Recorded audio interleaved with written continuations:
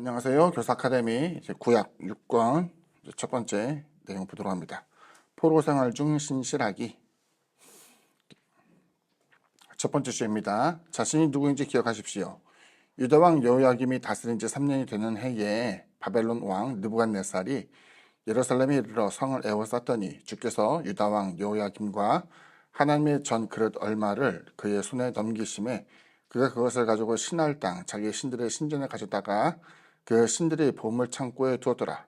왕이 환관장 아스부나스에게 말하여 이스라엘 자손 중에서 왕족과 귀족 몇 사람 곧 흠이 없고 용모가 아름다우며 모든 지혜를 통찰하며 지식에 통달하며 학문에 익숙하여 왕궁에 설만한 소년을 데려오게 하였고 그들에게 갈대아 사람의 학문과 언어를 가르치게 하였고 또 왕이 지정하여 그들에게 왕의 음식과 그가 마시는 포도주에서 날마다 쓸 것을 주어 3년을 기르게 하였으니 그 후에 그들은 왕 앞에 서게 될 것이었더라.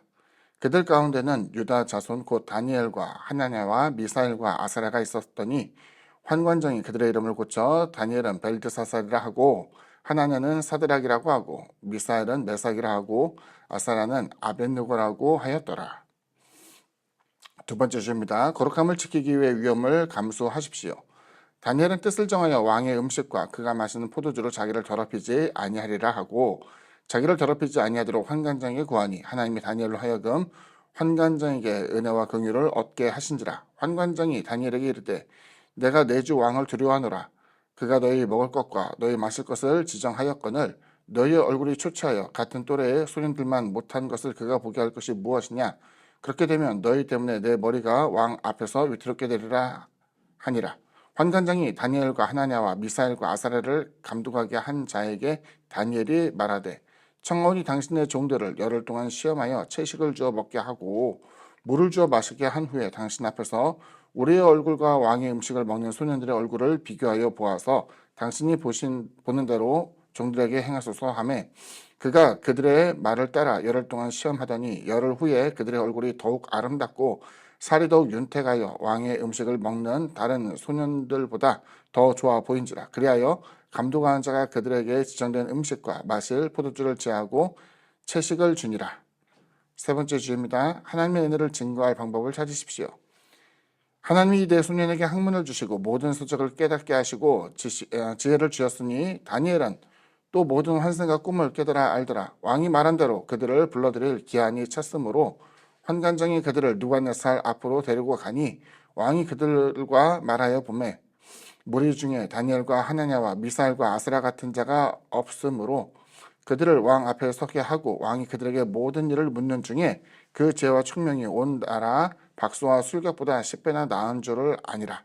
다니엘은 고레스 왕 원년까지 있으니라. 정리하자면 느부갓네살, 바벨론의 왕이었죠.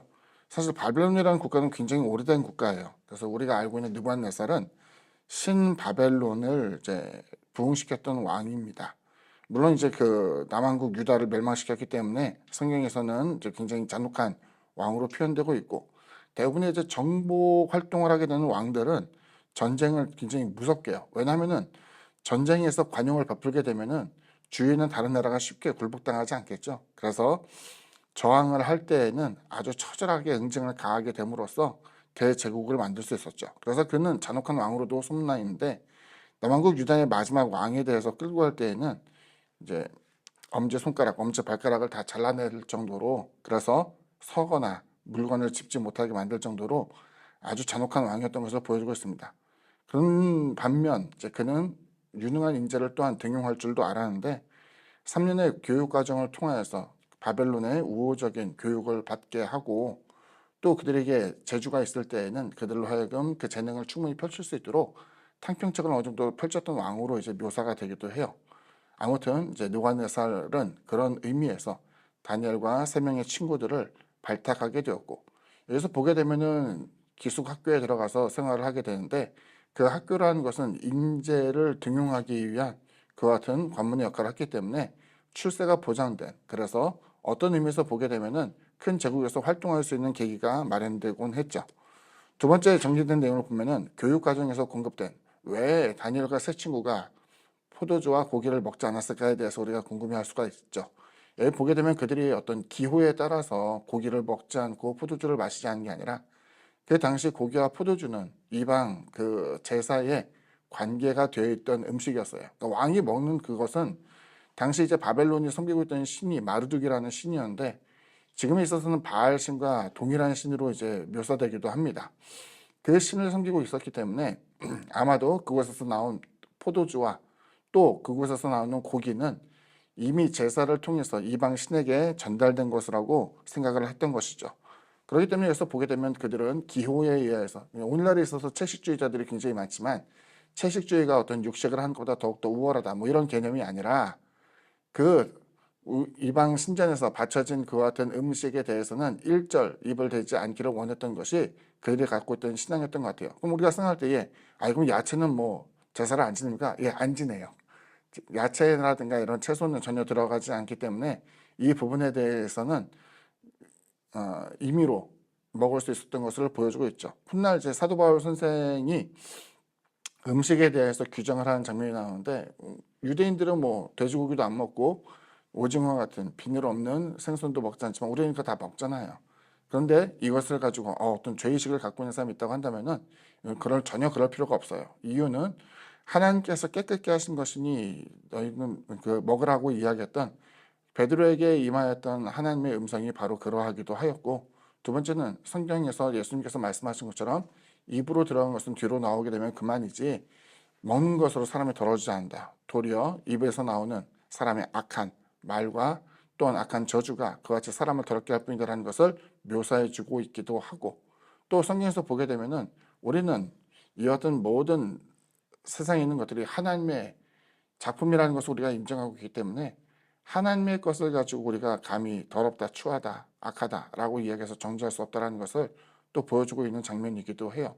아무튼 감사함으로 받게 되면은 버릴 것이 없다라는 것을 보여주기도 하고, 제사 음식에 있어서는 이유는 분명해요. 모르고 먹은 것은 아무런 문제가 되지 않아요. 하지만 알게 됐을 때에는 믿음이 연약한 다른 지체들의 시험거리가 될까 해서 때로는 그것을 절제하고 경계하지만 먹는 것으로 말미암아 사람이 죄를 받지 않는다는 것을 보여주기도 합니다. 물론 중독에 대한 문제는 달라요. 술이나 마약 같은 중독에 대한 것은 분명하게 이것은 우리가 피해야 되고 금해야 되는 내용이기도 하지만 그 나머지에 대한 부분, 음식에 대해서는 우리가 따로 구별하지 않는다는 것을 이제 먼저 말씀드립니다. 마지막으로 보게 되면 스스로 구별하여 더럽히지 않는 소년들에게 하나님께서 어떻게 역사하시는가를 봤더니 그들에게 지혜와 지식을 주셨고, 특히 이제 다니엘은 환상과 꿈을 깨달아 알 수 있게 하셨죠. 이게 왜 중요하냐면은 고대 사회에서는 행정력이라는 것도 대단히 중요하지만 신의 뜻이라고 일컬어지는, 그래서 사람들이 어떤 결정을 하게 될 때 그것에 대해서 우호적인 결정을 내릴 수 있도록 하게 되는 여러 가지 신빙성 있는 장치가 필요했던 거예요. 그 같은 일에 대해서 이제 술객이나 박수 같은 경우가 등장하게 되는데, 성경에 보면은 그와 같은 여러 사람들보다 다니엘은 10배나 더 뛰어난 사람이었다. 그래서 성경에 보게 되면 이제 총리라는 내용이 종종 등장하잖아요. 총리와 관리의 차이는 다음과 같습니다.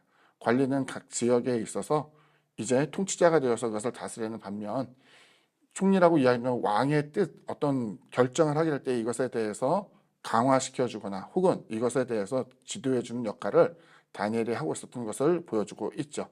그 같은 다니엘의 활약의 모습은 고레스 원년까지 이제 이어지게 됐다고 성경은 말씀하고 있습니다. 오늘은 여기까지입니다. 감사합니다.